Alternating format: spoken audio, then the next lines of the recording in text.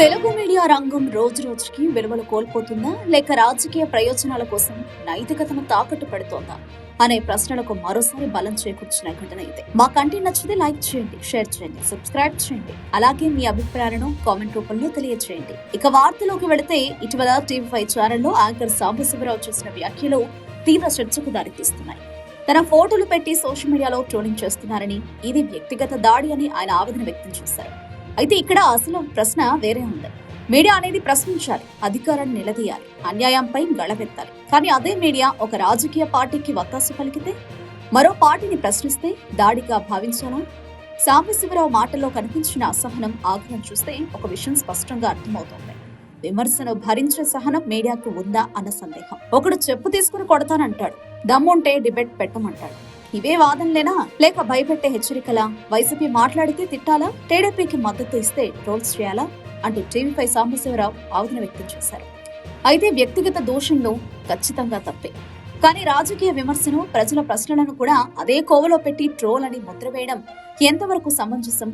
వైసీపీని ప్రశ్నిస్తే మీడియా మీద పడుతుందా లేక మీడియా ఒకవైపు నిలబడి ప్రశ్నించిన వారిపై ఎదురుదాడి చేస్తుందా అంటూ నెటిజన్లు సైతం సాంబశివరావుకు కౌంటర్ ఇస్తున్నారు. చెప్పు తీసుకొని కొడతానంటాడు, ఇంకొకటి అంటాడు దమ్ముంటే డిబేట్లు పెట్టండి అంటారు. మీ దమ్ము మాకెందుకు? మా దమ్ము గత 5 సంవత్సరాల నుంచి చూడలేదా?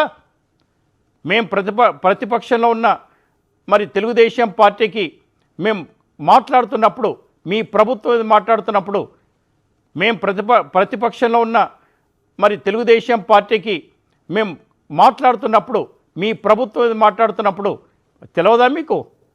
మీ ప్రభుత్వంలో చేస్తున్న తప్పుల్ని ఎంచి చూపిస్తున్నందుకే కదా మమ్మల్ని అప్పుడు మీరు ఇబ్బంది పెట్టారు. అప్పుడు తెలవలేదా దమ్ము మాది? మళ్ళొకసారి దమ్ము చూపించాలా? కాస్త ప్రభుత్వాన్ని పని చేయనియండి. మీరు మారిచ సుబాహులాగా తగులుకున్నారు కదా, ప్రభుత్వాన్ని పని చేయనీరు. వస్తే రప్ప కొడతామంటారు, బట్టలిప్పి కొడతామంటారు, ఇష్టం వచ్చినట్టు మాట్లాడుతున్నారు, వార్నింగ్లు ఇస్తారు. వాడు పడితే వాడు మాట్లాడుతున్నాడు, వాడి పేర్లు కూడా తెలుసు మాకు. మా గురించి కూడా మాట్లాడుతున్నారు, మా ఫోటోలు వేసి కూడా బతుకుతున్నారు. అవసరమా? మీ గురించి గుట్టిప్పితే, మీరు మాట్లాడిన మాతో మాట్లాడిన మాటలు మాట్లాడితే, మీరు చేసిన డీల్స్ మాట్లాడితే, మీరు చెప్పిన అంత డబ్బు కావాలి ఇంత డబ్బు కావాలని మా చుట్టూ తిరిగిన వాళ్ళే కదా. వద్దు సార్, నా మాట వినండి, కరెక్ట్ కాదు మీరు చేస్తుంది.